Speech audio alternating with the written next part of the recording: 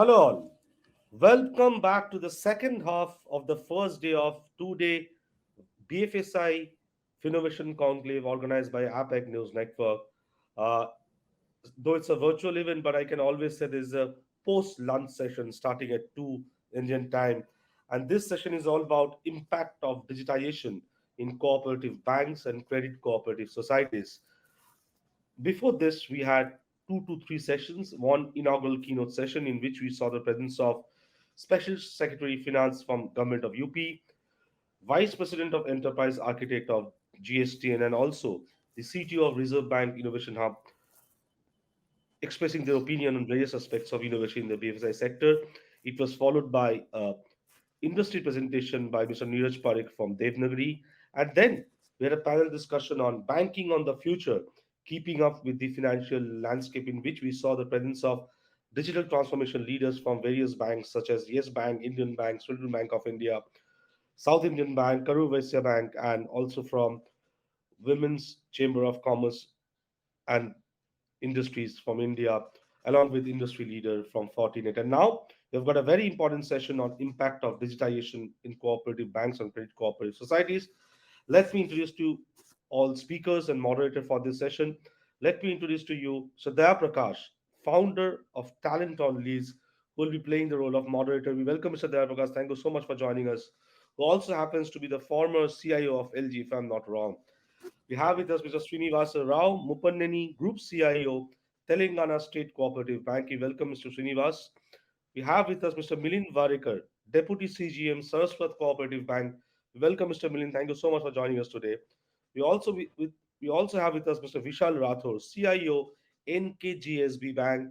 We welcome Mr. Vishal. We have with us Mr. Rohit Singh, CISO from Arihant Bank. We welcome Mr. Rohit.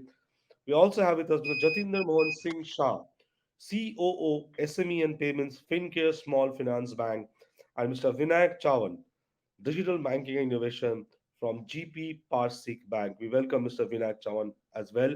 With this, I hand over the session to Mr. Daya Prakash, who will be playing the role of moderator for the session on impact of digitization in cooperative banks and credit cooperative societies. Over to you, Daya. Daya, if you can unmute your mic, please. Thank you so much, Souvik. Once again, welcome everyone to this, very interesting session that is planned out.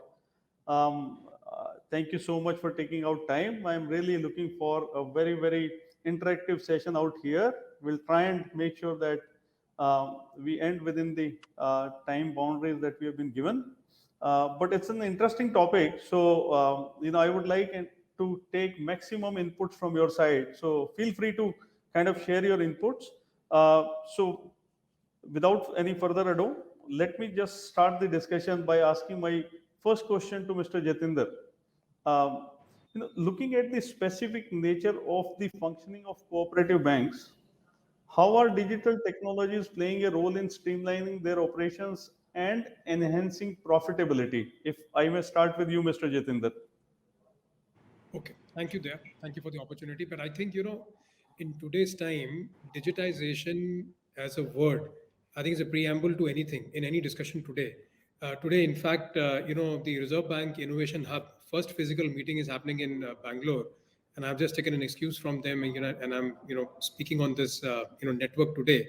So I think that tells you the importance of, digitization or technology, which is going to play as far as the banking sector is concerned. And specifically right now, if you're speaking about cooperative banks, uh, I believe in the whole, if you look at the architecture, the cooperative banks today are in a very, very different position. Why I'm saying different position? Because the true India, they actually represent the true India, because the accounts that the cooperative banks actually have, we are talking about their penetration to a level of tier 3, 4, 5 towns. uh, and some of the bigger larger cooperative banks are also there in metro and tier 1. So I think there are two aspects. One is the customer acquisition itself, and the way the demographic is changing and the new youth of the country is coming up the curve. So their demands and their expectation, and specifically from banking, is going to be very, very different versus what used to be of their father and their grandfather. So that's one point. Second point, I believe that if the cooperative banks today have to keep up with the pace, because what is also happening is that a lot of the private sector banks are now moving in the tier 2, 3, 4 towns. There is a new wave of the small finance banks which have been given the license in 2017, and there are about now 11 of them, out of which 7 which I know are actually more or less were MFI players in the initial period, and now they have converted all of those MFI customers into banking customers. So they are going to be in direct competition with the cooperative banks by the virtue of their location as well as the segmentation. Now, as an expectation from the customer, today every customer will look at a digital product. Every customer wants that I don't want to move to a bank, or I don't want to go to a bank to get my statement of account. So I'm talking about very basic stuff. So if the cooperative banks today, they don't leap up onto this the bandwagon of technology, so one is they'll be left behind. Number second, if you talk about economies of scale, to onboard a customer, if I require a branch setup in today's time, and the touch and feel is very important, I understand, but we will have to move 5 steps away and look at the productivity levels of the employees that we have in the branch to about 3 to 4 times. And that is what a UPI rail or a Aadhaar rail can actually offer to you in terms of onboarding a customer. Today a digital trail of the customer is available, and with the help of India Stack, a lot of those technologies are available. So it is not that we're talking 4 years behind. We are today talking at a time when Aadhaar is available online and offline. There are rails available to verify your PAN. Today video KYC has become a norm, and RBI has blessed it. So in all, my belief is that this is the start, whereby in last 2 years also we have seen that what pandemic can do when people cannot move out of their houses. So if at that time, if you technologically you're not a savvy bank, I think it can be a impediment in the growth, with the kind of competition which is also coming into the market. Over to you, sir. Sure. Sure. Thank you so much. Wonderful points that you brought up. Mr. Vishal, if I may have, your views on the same question, please. You seems to be on mute. Yeah.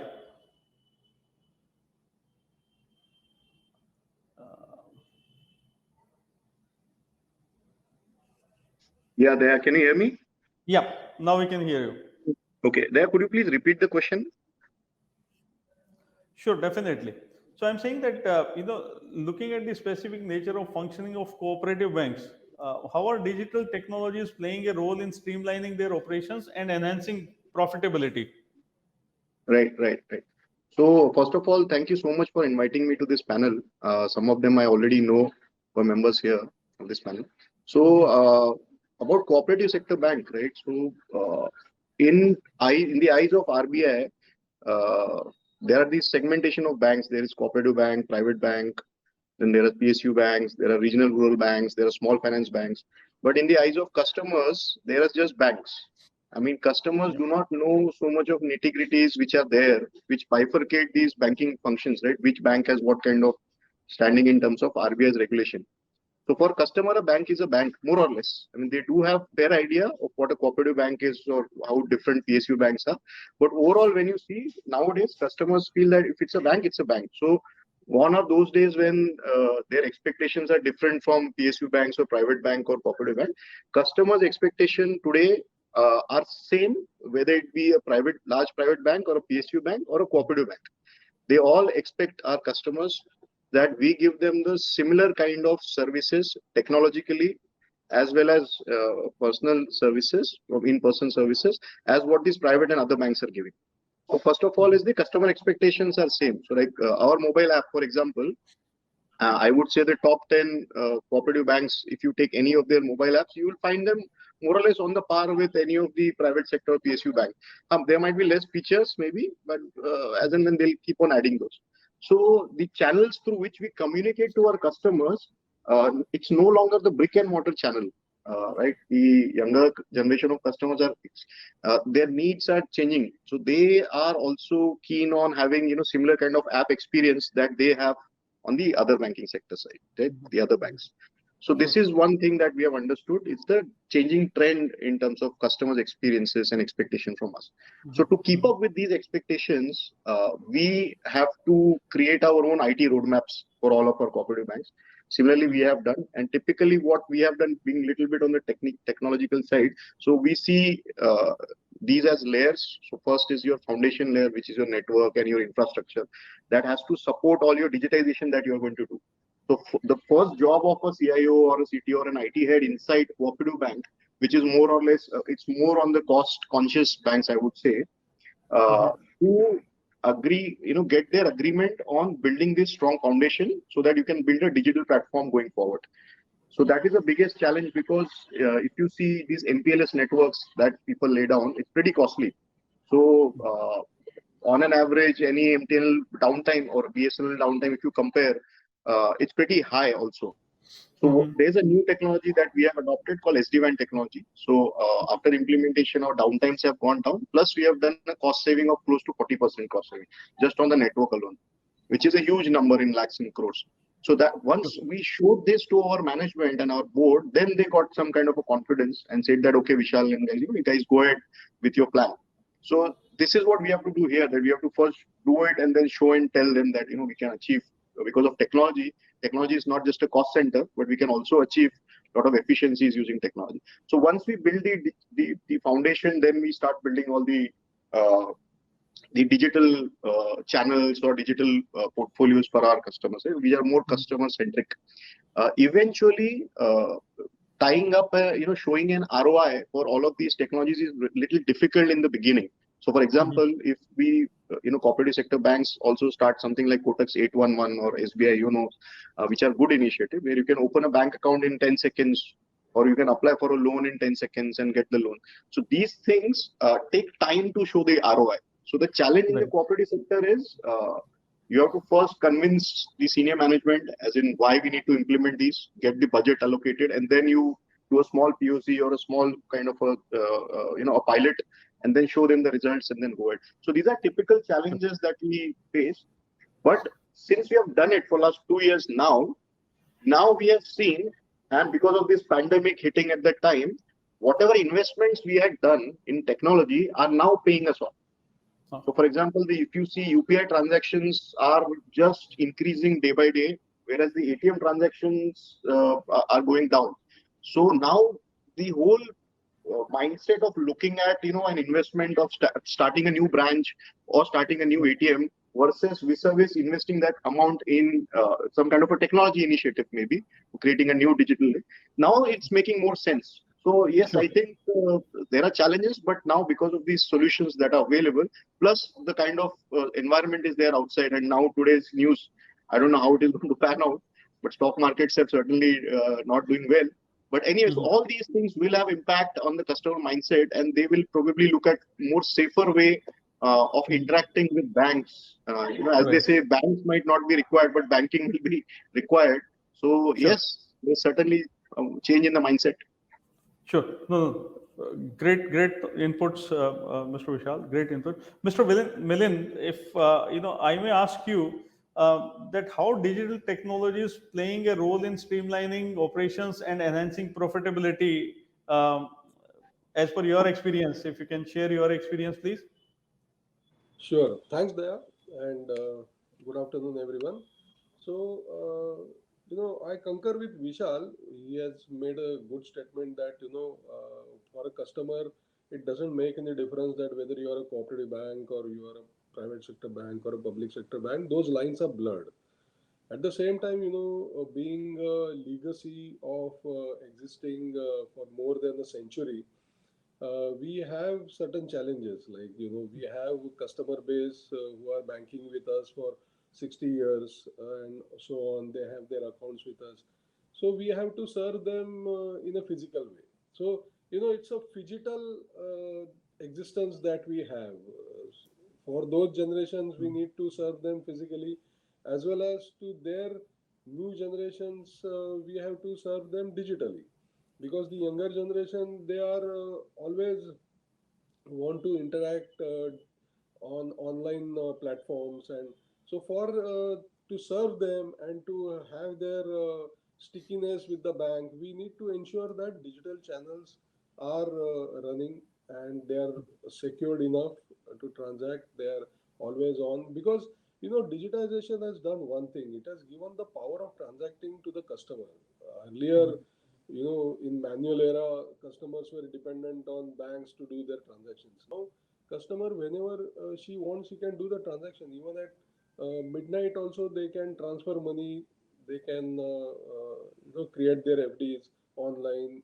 They can apply for a loan online. So Right. all these digital channels we also have enabled, and there is also an advantage when you enable digital channels, because then your cost of transaction goes down considerably, because the average cost of transaction, if a customer transacts in a branch, is supposed to be around 50 rupees per transaction. But when the same customer transacts on a digital channel, let's say UPI or any other online channel, it comes down to hardly few rupees.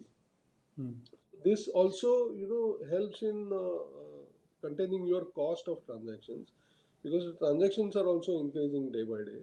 And because of this, in last 2 years particularly, we have seen there is a spurt in online transaction, because of everybody sitting at home, and they are doing online purchases. Right. At the same time, during festival season, we have seen that the e-commerce platforms, they come up with special offers, and during that time also we have seen there is a surge. Yeah. So what we need to ensure is, we need to ensure that the technology is in place which can support this surge, and also able to take the load of such transactions. Because in last 1 year itself, if I can quote an example, we have seen in our bank UPI transactions have surged by 400%. So Wow. then we also need to ensure that the infrastructure which is supporting this transaction is able to take that kind of load. So that elasticity Sure. in infrastructure is also required.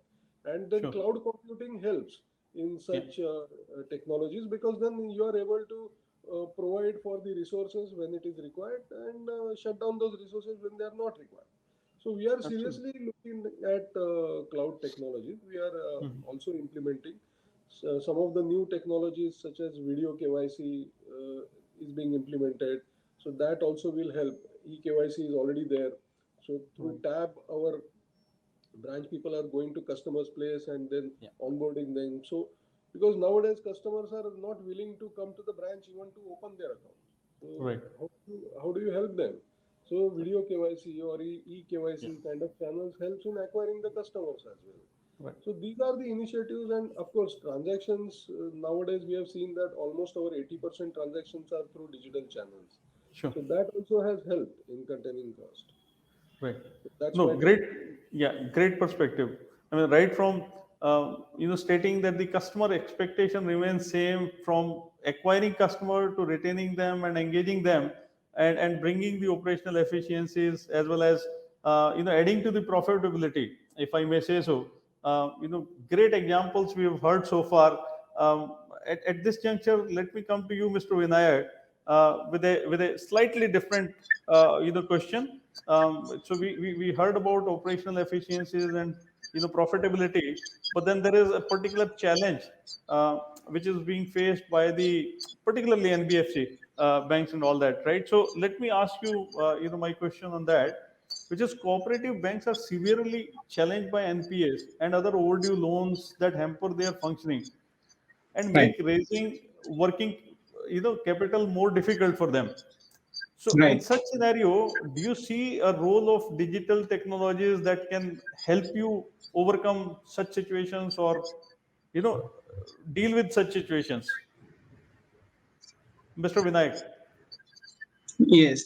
Good evening, everyone, and fellow panelists, and thank you for giving me the opportunity.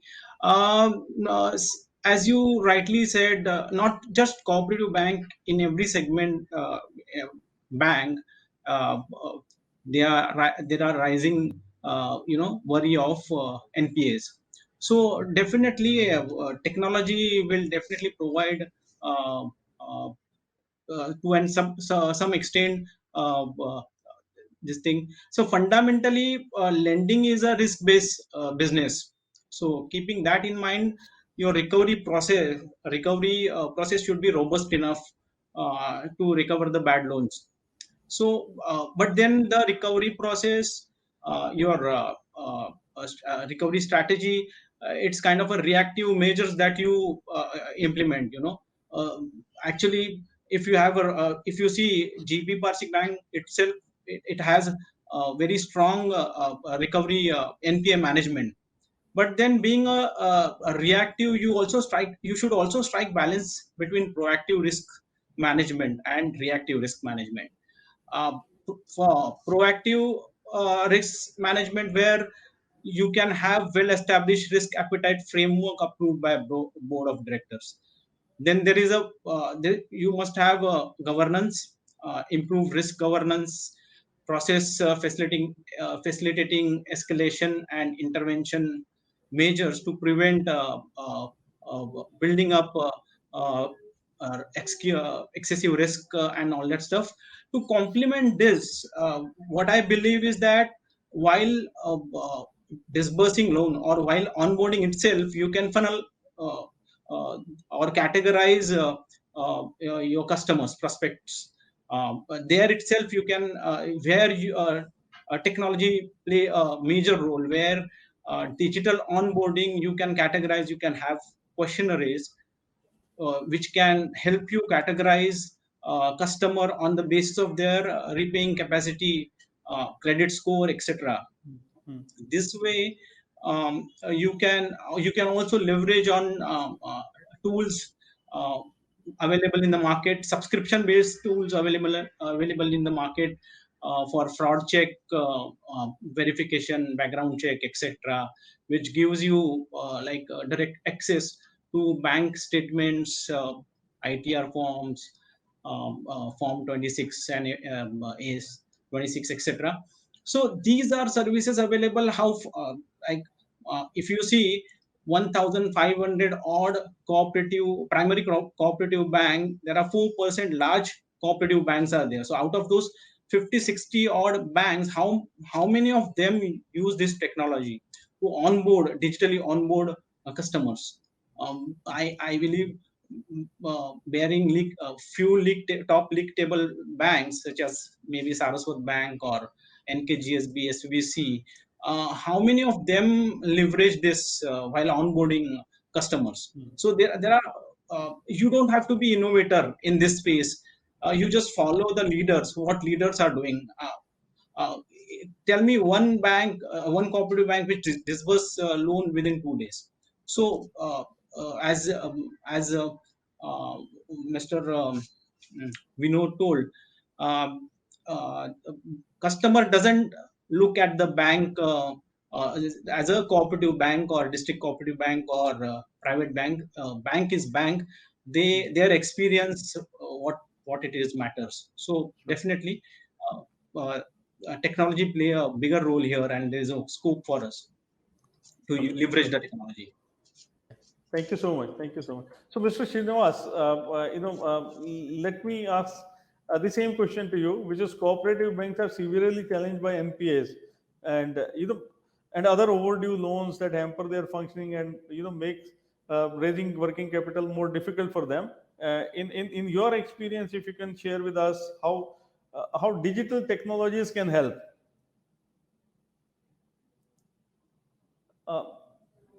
Sir, you need to unmute yourself.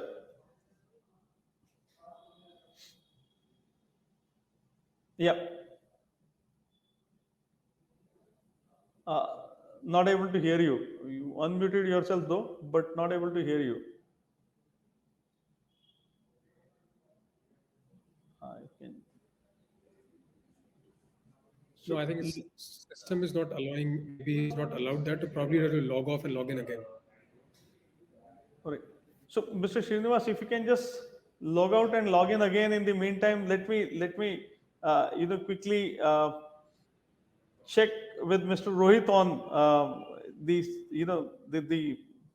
burning issue of NPAs and other loans, and how digital technologies could help in such a scenario. Mr. Rohit. Thank you, everyone. I'm audible? Yep. Yeah. So thank you everyone and for this opportunity. So NPA, if I say, it's not something like that. The banks are facing now. It's there from long time, and due to post COVID, the NPAs increased not only in cooperative sector but all other sectors too. So what actually I feel in term of NPA, still there's a cooperative banks. If you talk, there's a 5 to 10 major cooperative banks in India. Okay, who is leading the banking sector. Apart from those 10 banks or 12 banks, there's other banks, small banks are there, cooperative bank there, where we have seen that still they have not even opted for LMS system. They have not even opt out for integrating their CBS with with credit card information bureaus, be it civil or be it even it's the regulatory things. They are generating that particular civil report at a time of putting the proposal in front of management. But at the later stage, there's a problem. They are not even keeping track on that. So I feel there's a problem, uh, mostly with the there with the small banks rather than comparing to big banks, because they've already put things in place. And total, if you see the cooperative banks, we have more than 1,500 UCB banks in India, or more than that. So in that particular term, I feel that only uh, not only digital landing or digital having that particular subscription can help it, but bank needs to have a clear due diligence before disbursing the loan to the bank to the customers. So that's it. Sure, great. Thank you. Thank you so much. Uh, so, Mr. Milind, let me come back to you with my next question. And my next question is around what are the main pillars in digital transformation strategy of cooperative banks? If you can help us understand that, please.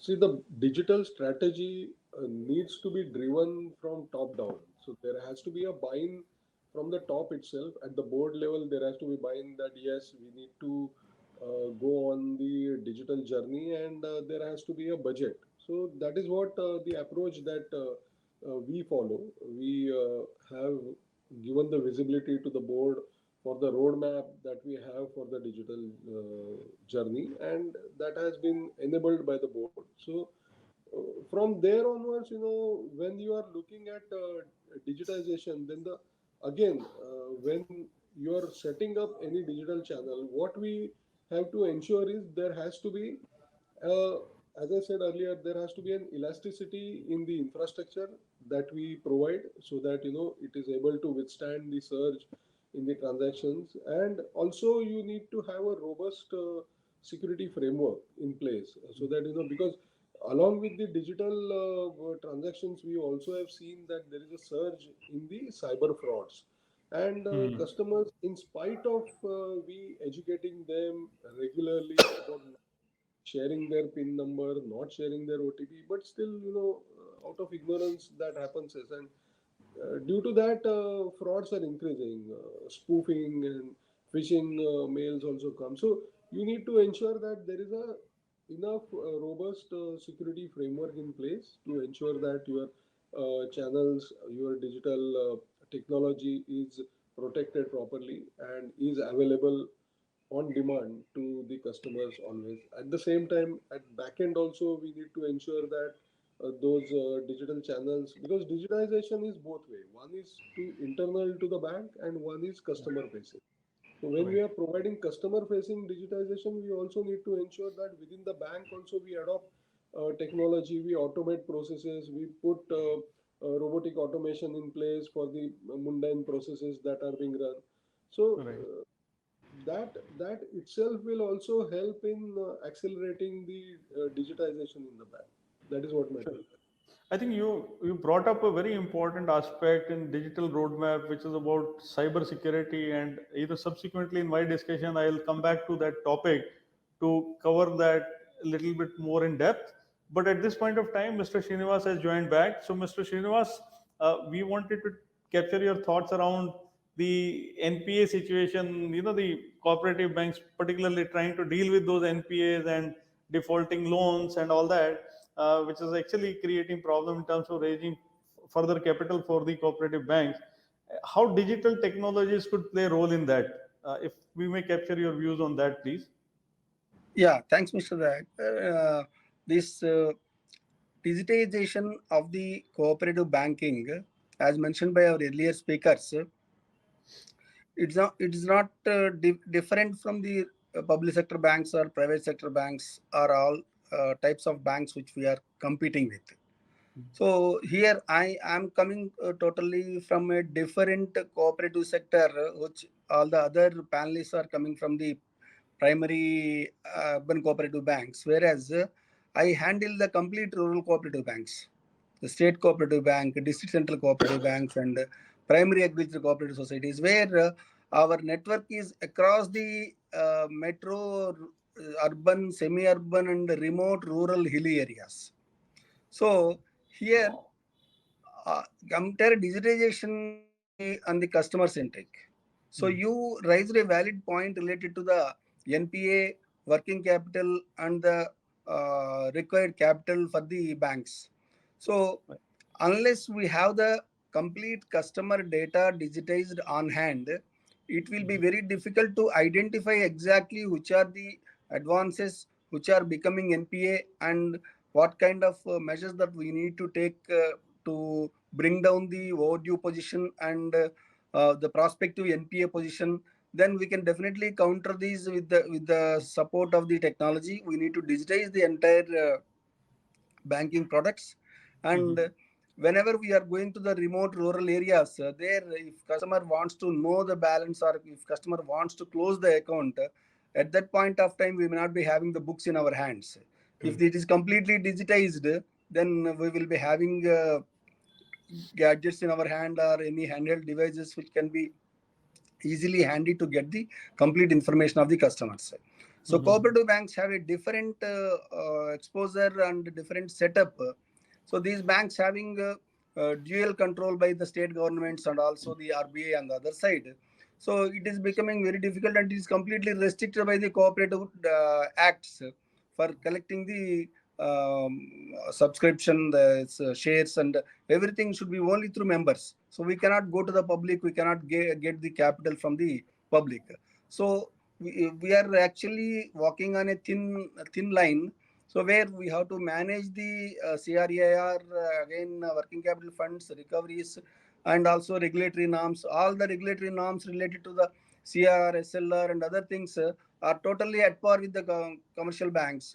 But at the same time, raising the capital, requirement of capital, again it is not at par with the commercial banks. Here the regulator also has to think of, so how we have to improve our capital base to increase our operations. So here, because NPAs are on high side in every sector, in all the banks, in the public sector banks, private sector banks, or the commercial cooperative, urban cooperatives or rural cooperatives.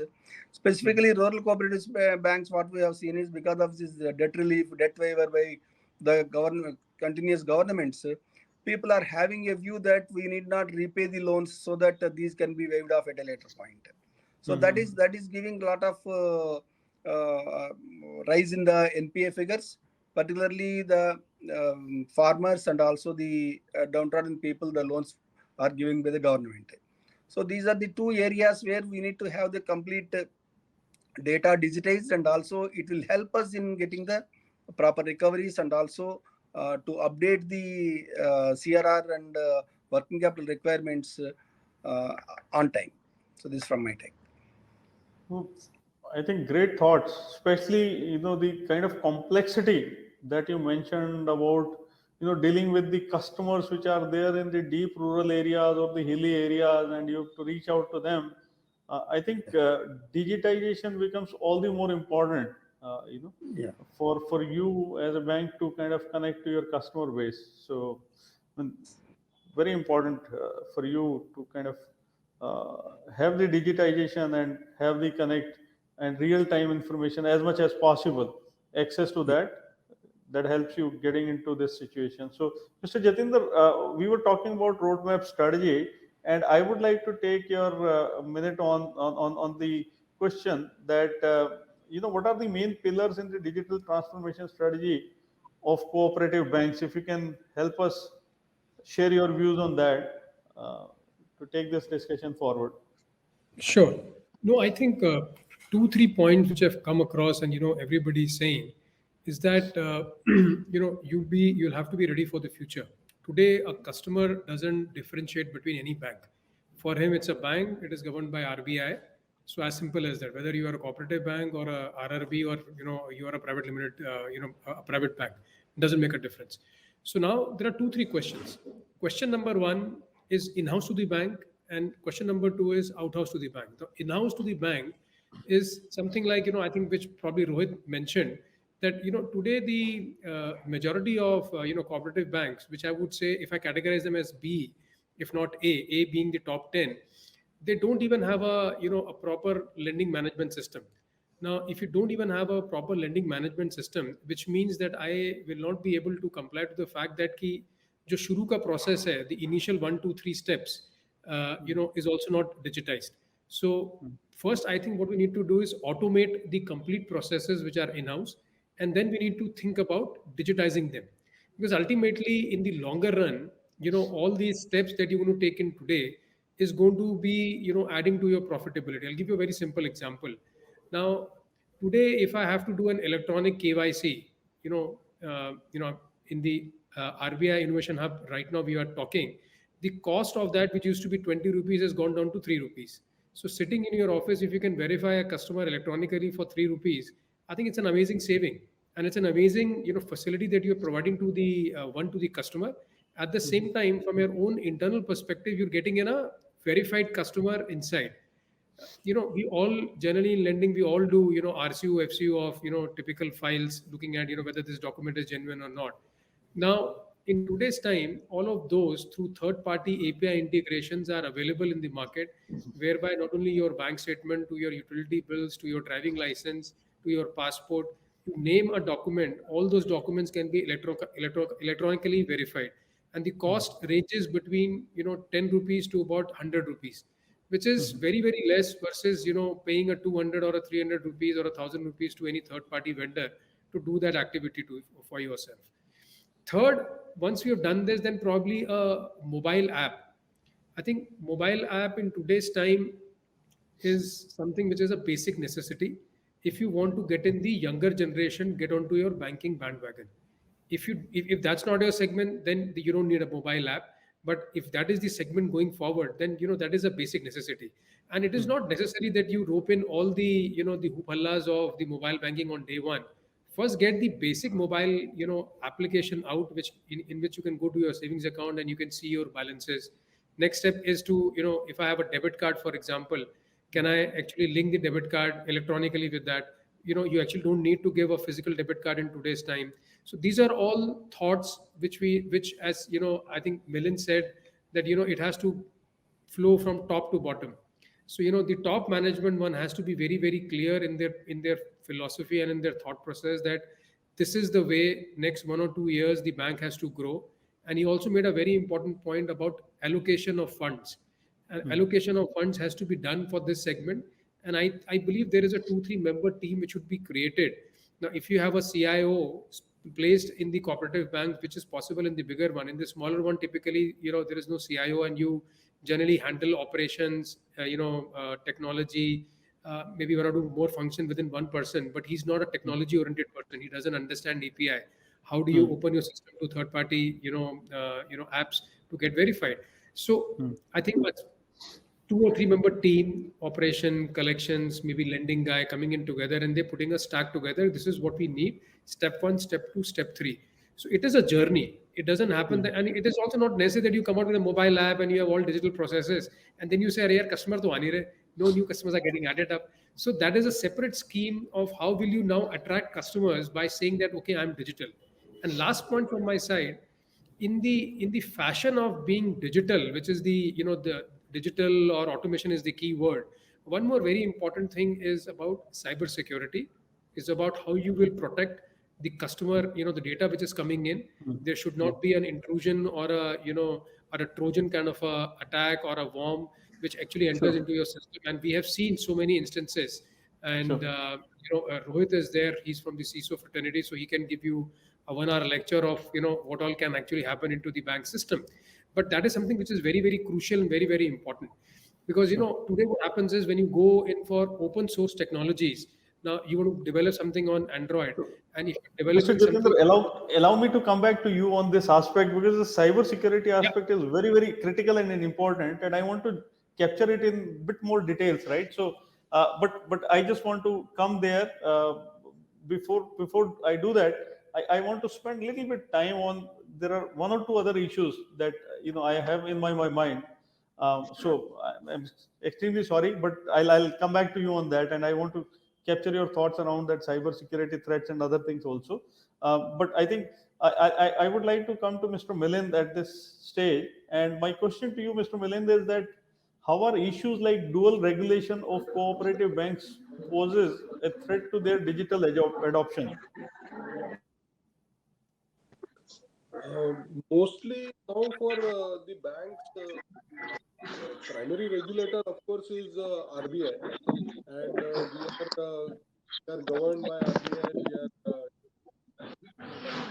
regulatory guidelines, notifications that are up, and there is a dual regulation. There is a dual control from the state cooperative side also, but that is minimal as far as the digitization is concerned. Mainly, all the digital notifications or whatever is regulatory frameworks are being placed by RBI. So within those frameworks, we are trying to build our own setup, and we are trying to build our own digital journey. So largely, if you see whether it is a cooperative bank or any other bank, main governing is from the RBI. Okay, okay. And Mr. Jatinder, your quick take on the same issue, which is dual regulation for cooperative banks? well, I would not be an expert to talk about that, so I will give it a pass. Okay, no issues at all, no issues. Mr. Prasad, Mr. Vinayak, you would like to add to this?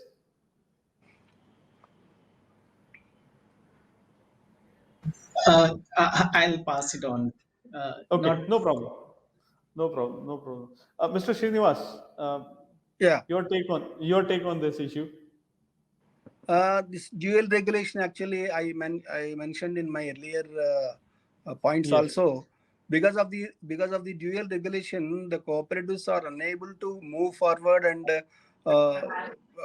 upgrade their skills and upgrade their activities and business also. The reason being, the cooperative banks or cooperative societies are formed under the State Cooperative Act or Multi-State Cooperative Act. Again, the regulation is completely by RBI. So here the boards are being set up by the elected people here, and again that regulation is by the RBI as far as financial services are concerned. So these two are contradictory, and banks are unable to move forward. And one more point here in the regulation, the exposure limits for the funding are the loans that we are giving to the different sectors. Cooperatives have the very minimal exposure limits. So there RBI is giving a different view on the cooperatives. They are feeling that the cooperatives are not that trustworthy, or cooperatives are not having that capital base to give the bigger loans. So Sure. banks are relying more on the retail lending, or the rural cooperatives are relying more on the farm sectors, where we are unable to get required margins also. So again, one more point is that the lower strata of the people where we are targeting, there the repayments also are not proper, thereby increasing the NPAs and unable to get the required profits. So these dual regulation, though it is there, it has to be standardized, and RBI and the state government or the central government should not enter into the other shoes.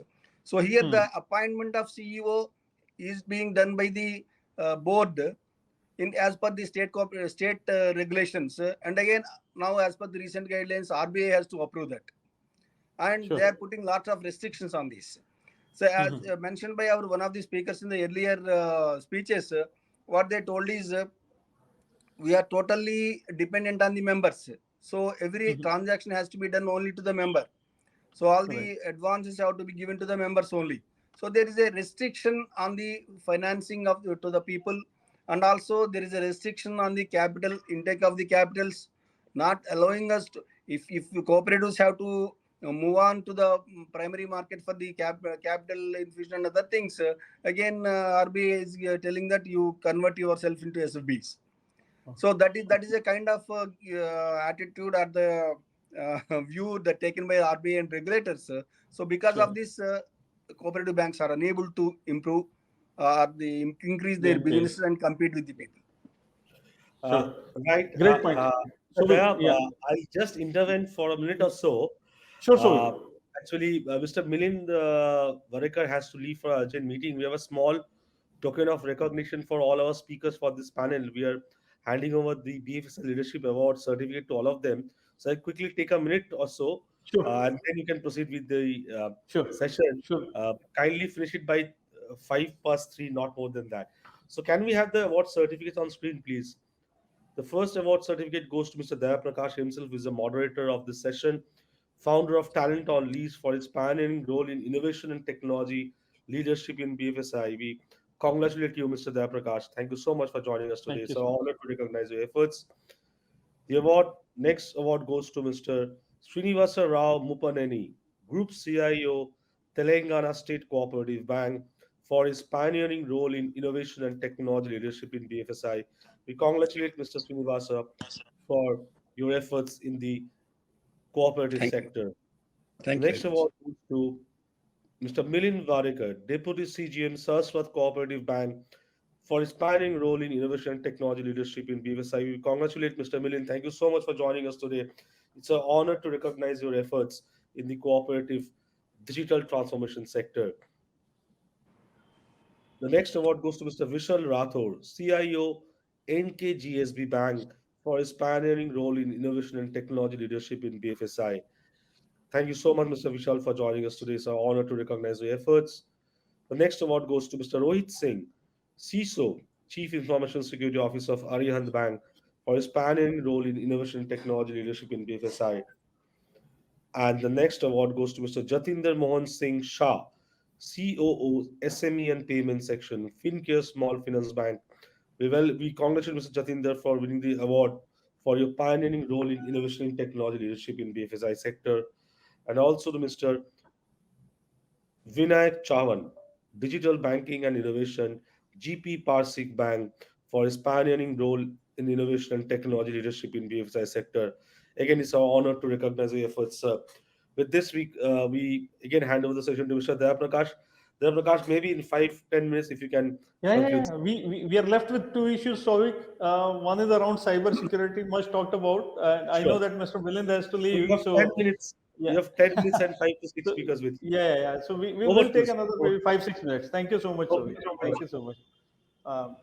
So, Mr. Rohit, you heard all speakers talk about, the challenges. Cyber security is such an important topic today. Whether you talk about the strategy roadmap, whether you talk about issues to deal with, whether you talk about profitability, efficiency, productivity, anything and everything, right? So, largely all these things are dependent on how well are we able to kind of handle the threats from the outside world and the inside world, right? So, what my question to you is, Mr. Rohit, my question to you is that how are cooperative banks looking at addressing cyber security challenges?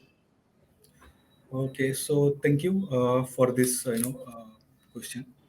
Again, cybersecurity, I think if you talk about prior to 2019, yeah, that is again a very challengeable to each and every cooperative bank, because they don't even have that, any guideline or any roadmap for that. So what once the RBI have issued, their 2019 31st December circular about, for the banks on the A-graded approach, where banks have divided into 4 categories, where they have to implement certain controls on the basis of their digital depth, okay, on which category they belong to. So every bank has started, doing that particular job. And apart from that, banks not only, restricted to them themselves to be, controlled, prescribed for level 1 or level 2 or level 3 4 banks. We as a bank adopted a technology up to level 4 banks. We went for SOC, We went for other threat intelligence unit. We had a subscription for certain also. I don't know how many banks even have subscribed with certain for getting the alerts. Okay. So accordingly, we have moved our approach from just starting from scratch to implementing up to SOC, and we are implementing advisory which is issued by certain or RBI. I've also seen that so many banks are there in market who is not even same advisories have been issued multiple times. Okay, RBI have mentioned that thing that we have issued this advisories in 2020. Now it's 2022. Still, this is not completed. It is still open. The fraud have been taken through that particular way only. So there is a misgap between like banks to implement, because bank is not thought about only implement the control which is prescribed to level 1. They're not even going on level 2 or level 3, level 4. So bank have to think that they have to adopt maximum control which is prescribed on that particular circular, not to limiting themselves on level 1. Okay. Once they are doing that, along with that, they have to go for SOC. This is the basic necessity for each and every bank. You can have it in-house or outsource, but you have to do it. You don't have any other alternative. Today or tomorrow, there will be a call from RBI saying that you have to have a SOC. So you have to go for SOC, be it in-house or outsource, but you have to subscribe for that, because you don't know what kind of threat is there in your network. Okay, you don't know, because you're not pulling all the firewall logs into the server and reading it or understanding it. You have to have a certain kind of engine or AI engine which can understand the logs taken from the your firewall. So that is the basic thing where the bank is lacking, because banks, which I have seen that, it's my personal experience, the banks are limiting themselves to putting the place which is prescribed on the circular. They're not taking that one step ahead to adopt the control which is prescribed up to level 4. Why not to choose that? Absolutely. And to add to Mr. Rohit Singh, sorry, I must appreciate their efforts, and I congratulate Mr. Rohit Singh for straight away adapting a graded category 4 controls. Even though I believe you fall under category 3 maybe, because category 4 controls are applicable to those who are host bank, or maybe they are having sub-member banks. For them, they are providing their platform to for transacting purpose. So I really appreciate their efforts. Actually, just to add quickly, what we have our strategy is to that if you have your own data center, you have your own servers in your own data center, you have to mitigate those controls that RBI has provided, which actually, if you stick to basic, you can adopt this, you can implement those controls, but then it has a huge overhead in terms of implementing those controls. Then you have to have this kind of expertise, which in cooperative bank, you for the kind of packages that you offer, it is very difficult to retain those kind of resources. So what we have done, we have adopted a cloud strategy wherein you host everything out of cloud, and the complete responsibility of cyber security lies with the provider, service provider partner.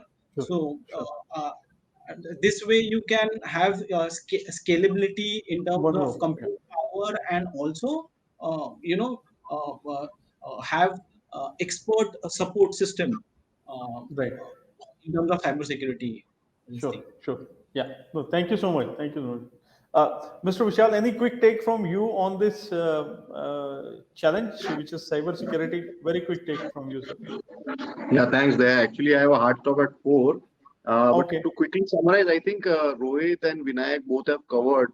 So this circular of December 2019 was a very important, I would say, landmark circular for cooperative banks for in the cybersecurity space. Because earlier to that, we did not have such stringent guidelines. But now, since RBI is kind of focusing more because of NPAs or governance issues, so they are coming up with a lot of new circulars which are focusing especially on the cooperative sector banks. So, for example, then after this December, 2019 circular, there was a circular for system-driven NPA. So all the NPAs have to be now monitored through system itself, whichever core banking system any bank is using. So they are putting all their clutches now. They're tightening the screws now. ADF is also one of the compliance. So automated data flow for RBI, even that is made a mandatory, and all cooperatives have started working on that. So there are multiple such projects now. This were earlier mandatory for the private and PSU banks. Now they are making it mandatory for cooperative sector banks as well. So I think it's a welcome gesture from RBI. Okay, great, fantastic. Thank you so much. So very engaging and very enriching session thus far. I have only one last issue which is left to be discussed, and I know that you also, Vishal, have to take a leave at 4. But I'll just take 2 or 3 minutes, perhaps maybe 1 or 2 minutes to wind up this session by asking my last question to Mr. Srinivas, because Mr. Srinivas, you mentioned about the customer base that you have from deep rural areas to hill areas and all that, right? So my question to you, sir, is infrastructure like internet connectivity, power quality are not uniform everywhere, and especially in your case, you would agree, more than anyone else here.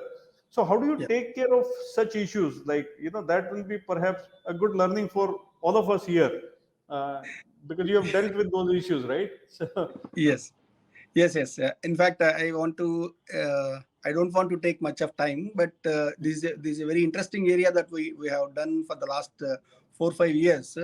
So we have 1,200 brick and mortar locations where we need to connect to our data centers. We host our own data centers for all our 10 cooperative banks and also 800 primary agriculture cooperative societies. So all these locations have been connected with the SD-WAN technology, and we use broadband and lease line if required wherever it is, and mobile technology also to connect to all our branches, all our locations to our data center. So here we have our cyber security operations center set up in-house, and we manage all our locations, all security and also the data center operations. So here, because of the SD-WAN technology, we are able to streamline the network connectivity, and now all our 1,200 locations, the uptime is 99.9. Every location has a dual connectivity, dual network connectivity, and one is mandatorily mobile technology. So even in the hilly areas or remote rural areas, thanks to the state government in Telangana, there is no power cut. And perfect power we are getting 24 hours in all the rural areas also. And again, the network connectivity, wherever network connectivity is poor, so we have taken the mobile technology also, the mobile connectivity also we have seen, and we worked with the telcos, all the telcos. Our connectivity is network agnostic. So any network service provider can give the connectivity either on the mobile or on the broadband. So there we have created our network in such a way that if any one connectivity is there, it is automatically connected and there is no data loss also. So there is a technology called jitter soothing in SD-WAN technology, where best network it will select automatically and it will improve the bandwidth, quality of the data that is being transmitted.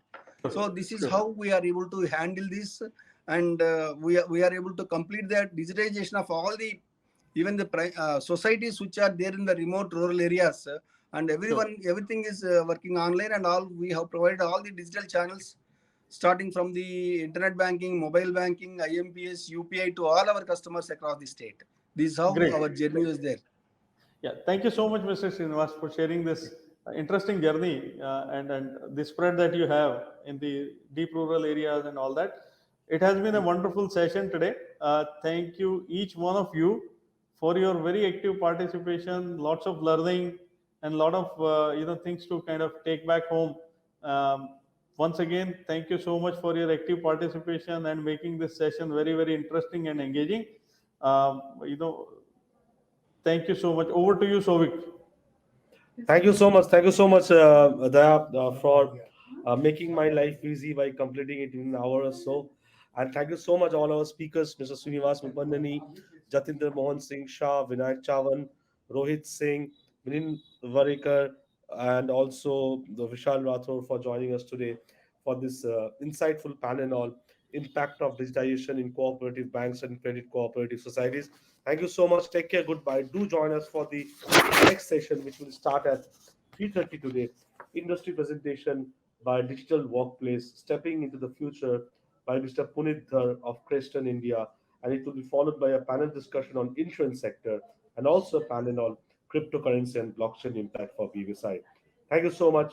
Take care. Thank you so Goodbye. much. Do join us for the next session Thank at you. 3:30 today. Sure. Thank you. Thank you Bye. so much. Thank you.